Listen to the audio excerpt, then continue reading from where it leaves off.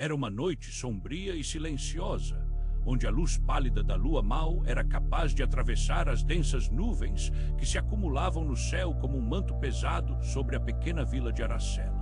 As sombras dançavam entre as casas velhas, cujas janelas empoeiradas pareciam olhar com curiosidade e desconfiança, como se aguardassem algo que as tivesse trazido à vida. O vento frio e úmido sussurrava segredos antigos que se entrelaçavam com o aroma acre da terra molhada, um perfume que evocava recordações de tempos esquecidos e histórias perdidas, enquanto a vegetação densa que cercava a aldeia parecia pulsar, diariamente mais viva, como se estivesse à espreita, esperando o momento certo para recrutar suas presas. No entanto, era a atmosfera inquietante que envolvia Aracela que mais perturbava a sanidade do jovem Marco, que, sozinho em sua casa, começou a notar detalhes que antes lhe escapavam. Vultos nas paredes, manchas escuras que se arrastavam lentamente, quase como se do interior da terra algo estivesse se esforçando para sair. Os habitantes da vila, mergulhados em uma rotina monótona, pareciam aceitar essas anomalias oníricas com uma resignação estranha, e quanto mais os olhos de Marco se acostumavam à escuridão, maior se tornava sua inquietação. Ele escutou sussurros nas noites mais caladas, palavras ininteligíveis que se entrelaçavam junto ao lamento do vento, deixando-no em um estado constante de alerta, como se houvesse algo em sua própria mente que quisesse escapar. À medida que os dias se transformavam em semanas, a paranoia começou a consumir as noites de Marco, que, acometido por pesadelos indecifráveis, via-se acordando a cada madrugada, tremendo sob os cobertores e se perguntando se, de fato, sua sanidade não se encontrava à beira do abismo. Ele começou a evitar olhar no espelho, temendo que o reflexo não retornasse seu olhar, ou que os olhos que ele encontrasse refletidos não fossem os seus. Solidão e medo ampliavam os espaços em sua mente, um eco constante de incertezas. Os residentes da vila passavam por ele, mas pareciam ignorar sua angústia, e Marco se convenceu de que havia um pacto silencioso, um conhecimento compartilhado que o excluía. Eles estavam cientes de algo que ele, por ser novo, não poderia compreender.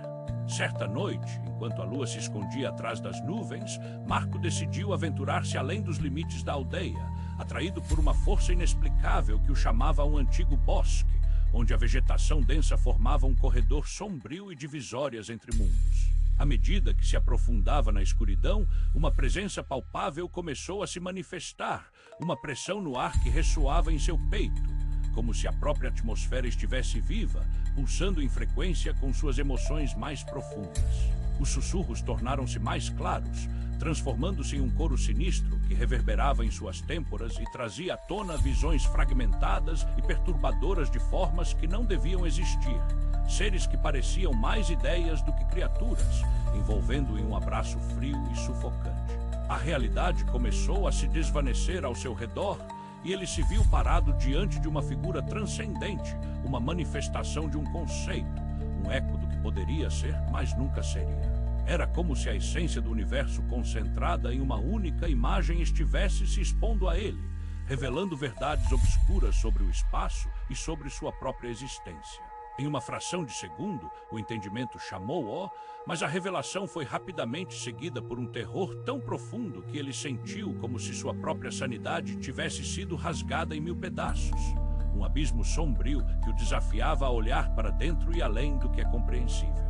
Enquanto Marco se retirava do bosque, já não sabia se estava mais vivo ou menos. Sua mente fervilhava com os ecos daquilo que testemunhara as imagens terríveis de um cosmos indiferente a seu ser.